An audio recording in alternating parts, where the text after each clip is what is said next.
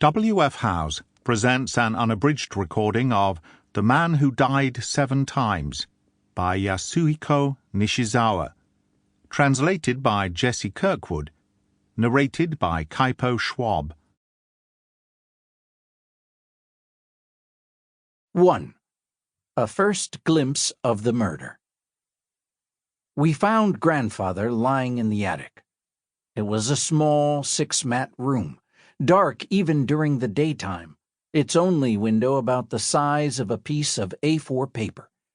In the middle of the room, under the naked light bulb that dangled from the ceiling, was the futon mattress I'd left out that morning.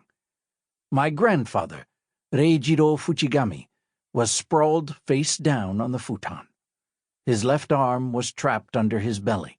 His right hand grasped at the tatami mat. Just beyond his reach lay a large sake bottle.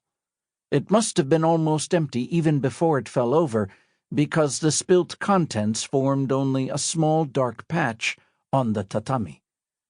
The few white hairs Grandfather had left, a sort of candy floss-like swirl at the back of his head, were spattered a dark red. Lying in front of his face, hiding it from view, was a copper vase. Its former contents, a bunch of out-of-season moth orchids, were strewn across the tatami. Emmy had bought them as a present for Aunt Kotono, knowing she liked orchids. So really they should have been in Aunt Kotono's room, not here.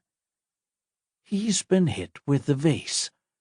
That was the thought that crossed my mind, and presumably everyone else's, but no one, not Mother, not Fujitaka, not Yoshio, not Aunt Kotono, not Kyoko, not Aunt Haruna, not Mai, not Runa, moved an inch.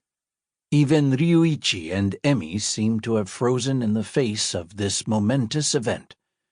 Everyone just stood there, jostling around the cramped doorway, barely able to breathe. Eventually, after who knows how long, I found myself stepping forward into the room. This was my bedroom whenever we stayed at the mansion, a fact that seemed to have instilled a strange sense of duty in me. In any case, no one stopped me as I went to kneel at my grandfather's side. I took his wrist. It felt like a cut of ham that had been left out too long. There was no pulse, so he was dead. That much had been obvious from the moment we saw him lying there, but the confirmation still came as a shock. Sample complete. Ready to continue?